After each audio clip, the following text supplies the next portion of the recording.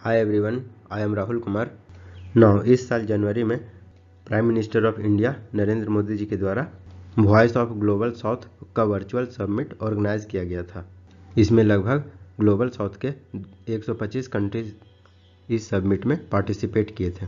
इस समिट का main objective था जितने भी ग्लोबल साउथ के कंट्रीज हैं वो अपना ओपिनियन और इनपुट इस फोरम के जरिए दें ताकि ग्लोबल साउथ वाले एरिया में किस सेक्टर में ज़्यादा प्रायोरिटी देना है उस पर मिलकर काम किया जा सके। तो चलिए इस वीडियो में समझते हैं ग्लोबल साउथ के हिस्ट्री के बारे में, ग्लोबल साउथ को रिवाइव करने के लिए क्या क्या किया जाना चाहिए, जो ग्लोबल साउथ टर्म है इसको क्यों क्रिटिसाइज़ किया जाता है, ग्लोबल साउथ के क्या क्या डिमांड्स हैं, ग्लोबल साउथ का इन्फ्लुएंस ग्लोबल पॉलिटिक्स में किस प्रकार से देखने को मिलता है, ग्लोबल साउथ अपना इन्फ्लुएंस किस प्रकार से बढ़ा रहा है और भी बहुत कुछ। तो चलिए वीडियो को शुरू करते हैं। तो आप ये ग्लोबल मैप देख सकते हैं। दुनिया दो भागों में डिवाइडेड है। एक ग्लोबल नॉर्थ जहाँ पे मेनली डेवलपिंग कंट्रीज ही आते हैं, जैसे कि नॉर्थ अमेरिका, यूरोप, एशिया का रसिया वाला पार्ट, और दूसरा है ग्लोबल साउथ जिसमें ASEAN country, China, India, Saudi Arabia, Africa, south America, ये सारे ग्लोबल साउथ कंट्रीज़ हैं। और जो ग्लोबल साउथ है वो मेनली डेवलपिंग कंट्रीज़ है, और जो ऑस्ट्रेलिया है वो ग्लोबल नॉर्थ का पार्ट है क्योंकि ये ऑलरेडी डेवलप्ड कंट्रीज है। चलिए अब ग्लोबल साउथ के हिस्ट्री के बारे में बात करते हैं। तो इसके हिस्टोरिकल कॉन्टेक्स्ट की बात करें तो जो टर्म ग्लोबल साउथ है वो कॉलोनियलिज्म के हिस्टोरिकल लेगेसी को हाईलाइट करता है और इकोनॉमिक डिस्पैरिटीज बताता है between formally colonised nation and developed western Nations, क्योंकि जो ग्लोबल साउथ के कंट्री है वो हिस्ट्री में वेस्टर्न नेशन के कॉलोनीज रह चुकी है। तो जो ग्लोबल साउथ के कंट्रीज़ हैं वो इकोनॉमिक ग्रोथ और डेवलपमेंट के लिए बहुत सारे चैलेंजेस फेस किया जाता है इकोनॉमिक ग्रोथ और डेवलपमेंट को अचीव करने के लिए।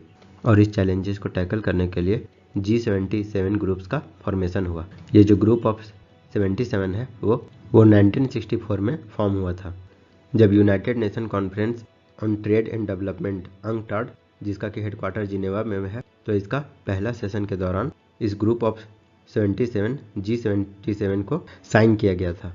और ये G77 है वो डेवलपिंग कंट्रीज का लार्जेस्ट इंटर ऑर्गेनाइजेशन है।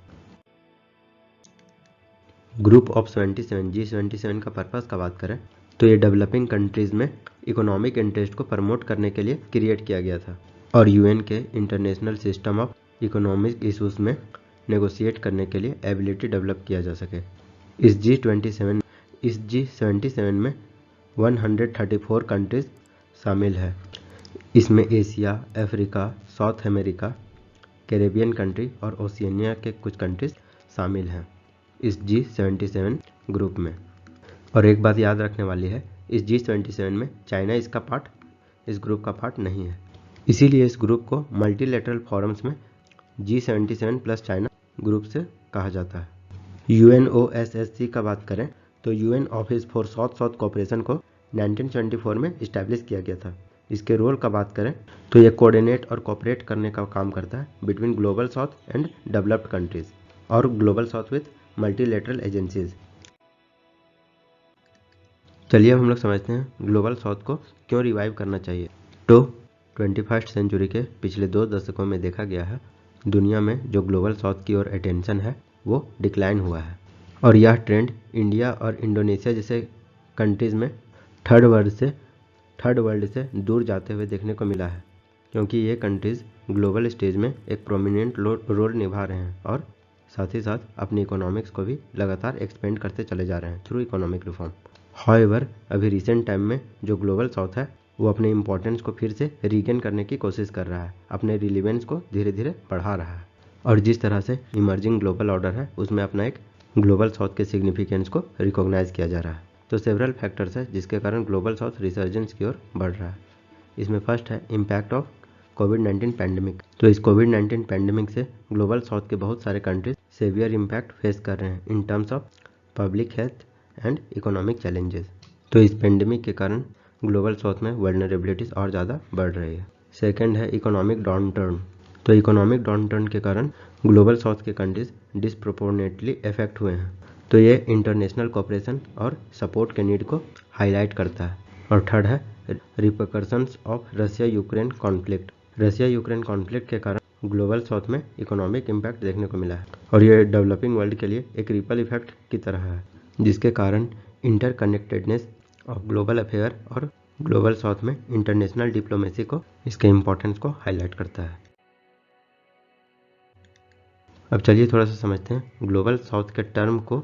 ये जो टर्म है ग्लोबल साउथ, इसको क्यों क्रिटिसाइज किया जाता है। तो ये जो ग्लोबल साउथ का टर्म है ये इनइक्यूरेट कंट्रीज को रिप्रेजेंट करने का काम करता है, इसीलिए इसको क्रिटिसाइज किया जाता है। जैसे कुछ कंट्रीज को टिपिकली ग्लोबल साउथ में कंसिडर किया जाता है, जैसे कि इंडिया जो कि एक्चुअली नॉर्दर्न हेमिस्फीयर में लोकेटेड है, और ऑस्ट्रेलिया जो कि साउदर्न हेमिस्फीयर में लोकेटेड है, लेकिन ऑस्ट्रेलिया को ग्लोबल नॉर्थ का पार्ट बताया जाता है और इंडिया को ग्लोबल साउथ का। तो इसीलिए ग्लोबल साउथ का जो टर्म है उसको क्रिटिसाइज किया जाता है।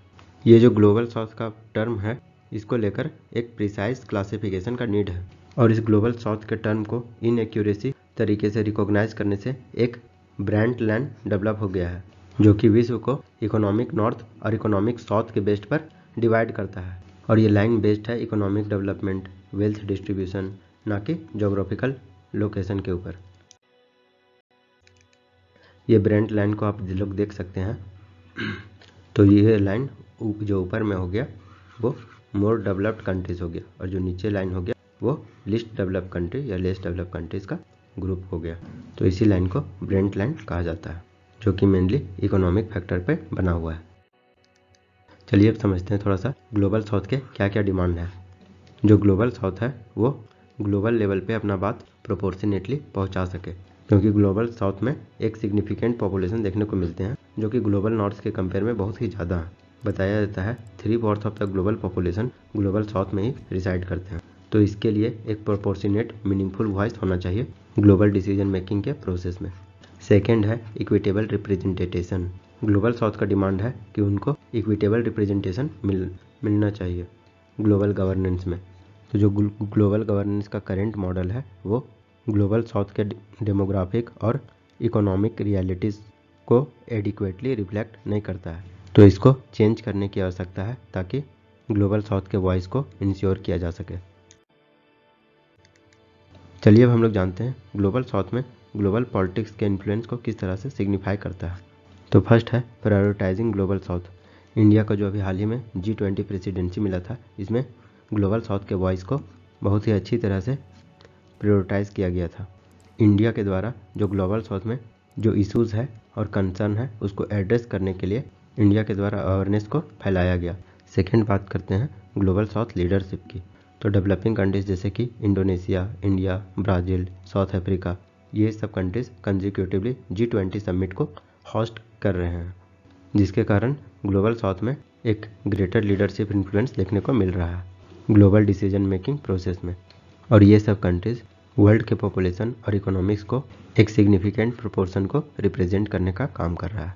थर्ड बात करें इंक्लूसिविटी की, तो voice of the global south summit commitment to inclusivity को डिमॉन्स्ट्रेट करने का काम करता है।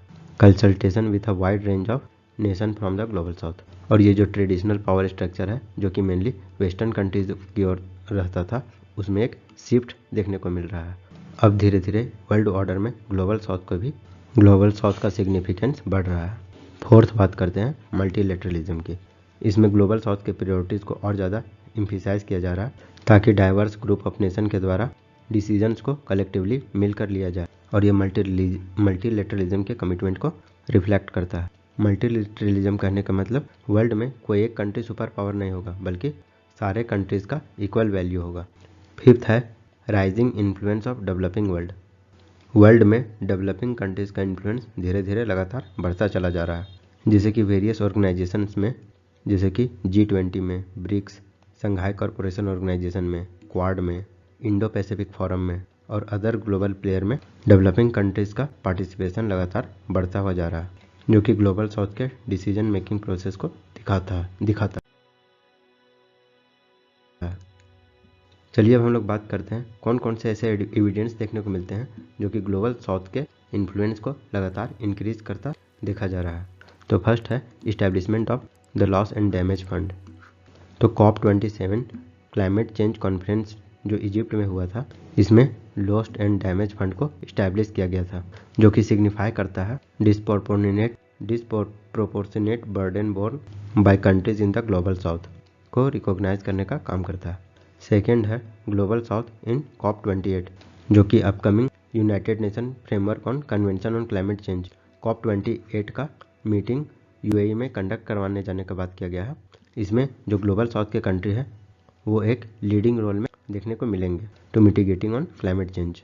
थर्ड है G7 इंक्लूसिविटी। इस बार आप लोग को मालूम ही होगा कि G7 का समिट जापान के द्वारा होस्ट किया गया था और इसमें जापान के द्वारा एफर्ट लगाया गया था कि डेवलपिंग कंट्रीज़ को भी इन्वॉल्व किया जाए, such as India, Brazil, Vietnam, Indonesia, Comoros, Cook Islands. इन कंट्रीज़ का इन्वॉल्वमेंट भी G7 समिट में देखा गया। यह ग्लोबल साउथ के आउटरीच को दिखाता है और इंडिकेट करता है कि जो वर्ल्ड के वेल्दिएस्ट नेशन है उसमें एक इंक्लूसिव डायलॉग देखने को मिलते हैं। नेक्स्ट है ब्रिक्स समिट का एक्सपेंशन। तो ब्रिक्स समिट जो कि हाल ही में साउथ अफ्रीका में हुआ था, इसको 5 मेंबर से बढ़ा करके 11 मेंबर का ग्रुप बनाया गया है। तो इसमें ज़्यादा से ज़्यादा ग्लोबल साउथ के कंट्रीज़ को जोड़ा जा रहा है। तो ये भी ग्लोबल साउथ के बढ़ते हुए ताकत को इंडिकेट करता है। G77 समिट जो कि क्यूबा में ऑर्गेनाइज किया गया था, क्यूबा के हवाना शहर में। इसमें ग्लोबल साउथ के सिग्निफिकेंस को शोकेस किया गया था वर्ल्ड स्टेज में। इस G77 कंट्रीज़ में डेवलपिंग कंट्रीज़ मिलकर की इश्यूज़ पर डिस्कस किया गया। नेक्स्ट बात करें, अफ्रीकन यूनियन को G20 में शामिल कर लिया गया है। ये भी ग्लोबल साउथ के बढ़ते हुए ताकत को दिखाता है। अफ्रीकन यूनियन जो कि 55 नेशन का समूह है, इसको अब पूरे अफ्रीकन यूनियन को ही G20 समिट में शामिल कर लिया गया है। अब G20 बन चुका है। इसके जरिए अफ्रीकन नेशन के बढ़ते हुए ग्रोथ को रिकॉग्नाइज किया गया है वर्ल्ड अफेयर में और किस प्रकार से इमर्जिंग ग्लोबल ऑर्डर में अफ्रीका अपना शेप ले रहा है। कंक्लूजन की बात करें तो वर्ल्ड अभी जैसे कि कॉम्प्लेक्स चैलेंजेस और अपॉर्चुनिटी से जूझ रहा है, तो ग्लोबल साउथ का इन्फ्लुएंस लगातार बढ़ता चला जा रहा है और ग्लोबल साउथ का इक्विटेबल रिप्रेजेंटेशन ग्लोबल गवर्नेंस के लिए एक मीनिंगफुल वॉइस को ग्लोबल साउथ लगातार बढ़ा रहा है। तो फ्यूचर के इंटरनेशनल पॉलिटिक्स और कोऑपरेशन में ग्लोबल साउथ लगातार अपने सिग्निफिकेंस को बढ़ा रहा है। तो यदि आपको ये वीडियो अच्छा लगा हो तो लाइक करें, सब्सक्राइब करें और शेयर करें। And thanks for watching.